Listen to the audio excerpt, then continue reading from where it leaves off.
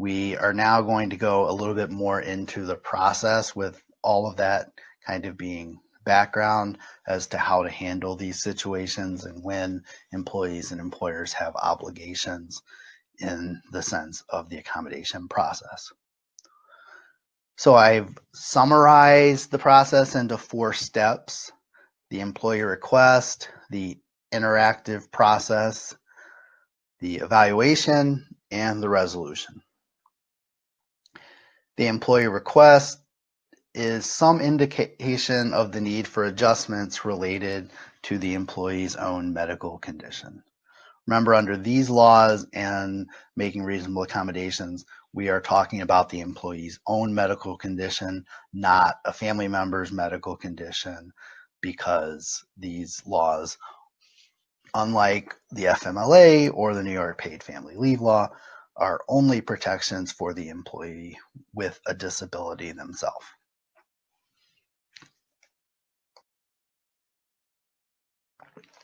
I should say on the employee request that the reason I called it an indication of need is because it's not absolutely necessary in every case that the employee actually verbalize a request. First of all, it's clear that if a family member contacts the company and provides enough information about the employee's medical condition and need for some accommodation, then you couldn't get by saying, well, the employee didn't ask for it, him or herself. Likewise, if the need for accommodation is abundantly clear, for example, an employee in a wheelchair who can't get upstairs, they really aren't required to further say, by the way, I can't get up the stairs in my wheelchair. And there are other situations where the employer has sufficient notice of the need for some adjustment related to medical condition. On the other hand, there are situations where the employee might ask for a change in the workplace, but not make it clear that it's related to a medical condition. And if the employer doesn't have other independent knowledge of a medical condition, that wouldn't necessarily trigger any obligation to engage in an interactive process for accommodation under the disability discrimination laws. For example, employee says that they need another monitor, or they want a larger monitor for their computer at work. That in of itself, not obviously a disability accommodation request, because unless the employer knows that there's some, a vision related condition or something else that is causing the request, because it's plausible that somebody might just happen to prefer a larger monitor but not actually need one for a medical reason. But of course, if the company had an understanding that the person was visually impaired and they asked for a larger monitor, then it should at least be considered a request for an accommodation, and this process pursue.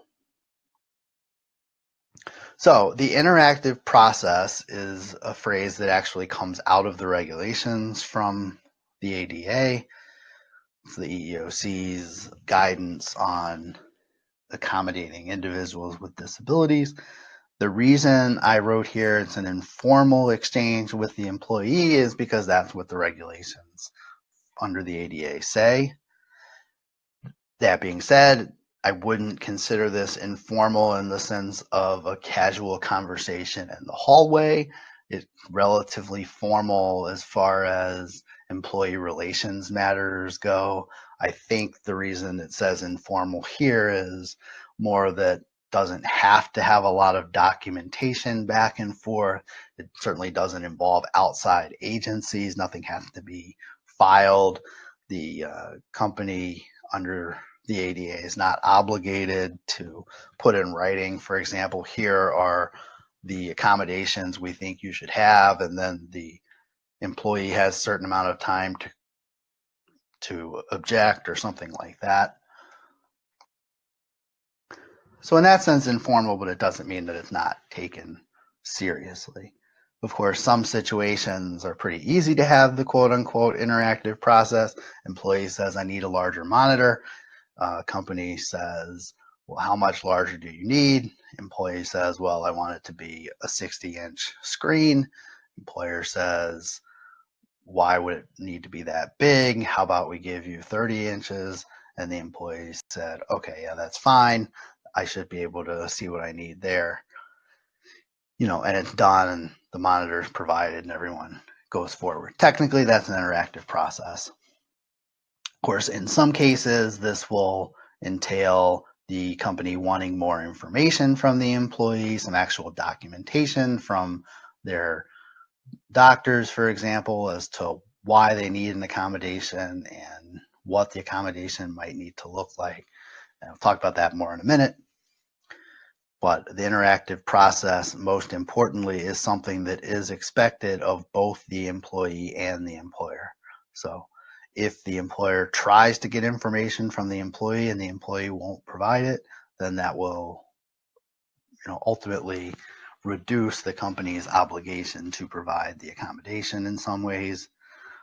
Likewise, however, if the employee asked for an accommodation and the employer just flat out refuses to consider it and engage in any sort of interactive process, that is going to hurt the company in an employment discrimination claim alleging failure to accommodate, even if at the end of the day, the company can make the plausible argument that we probably wouldn't have been able to accommodate this employee.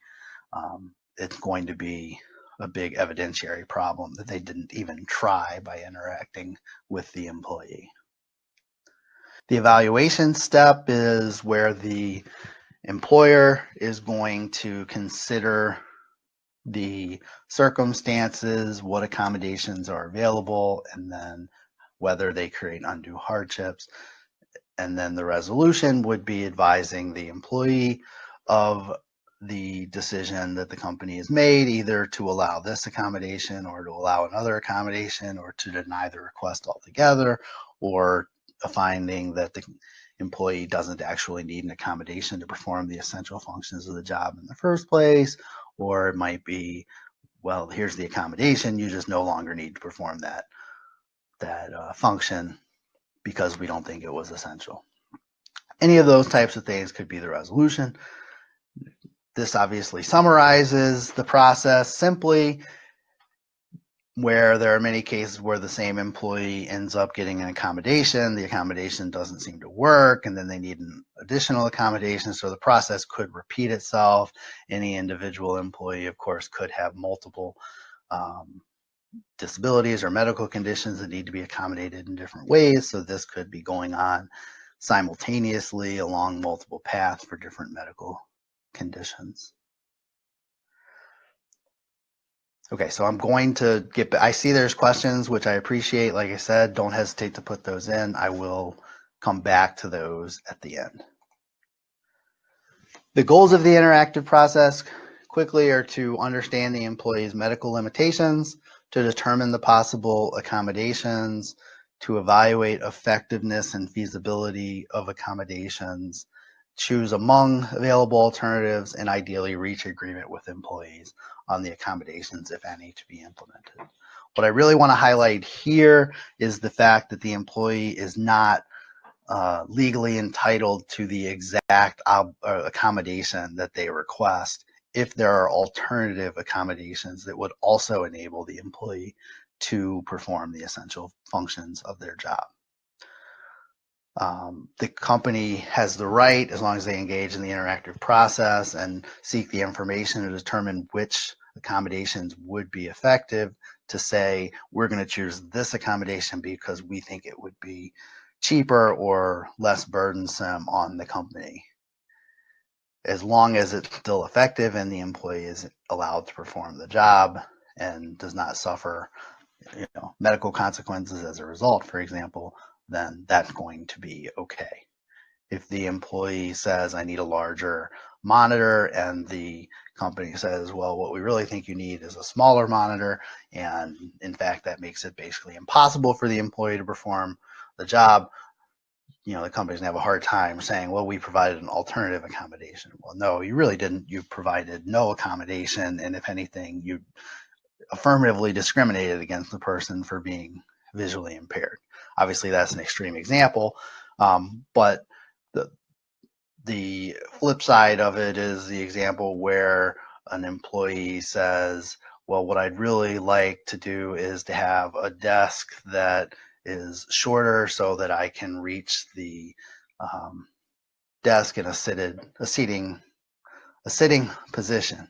And the accommodation that the employer chooses is not to lower the desk, but to somehow raise the chair and the platform or something like that at which the employees, if the net result is the same and it's clear that the employee can accomplish the same thing with an alternative accommodation, then that is the company's choice. Again, you would ideally like the employee to agree and acknowledge that they accept the accommodation that is being afforded, but they don't have to, and the employer can still go forward and say, this is what we're going to do. Basically, if you don't like it, then your option is to not work here any longer. Of course, most employers won't want to get to that point. They'll want to try to work it out.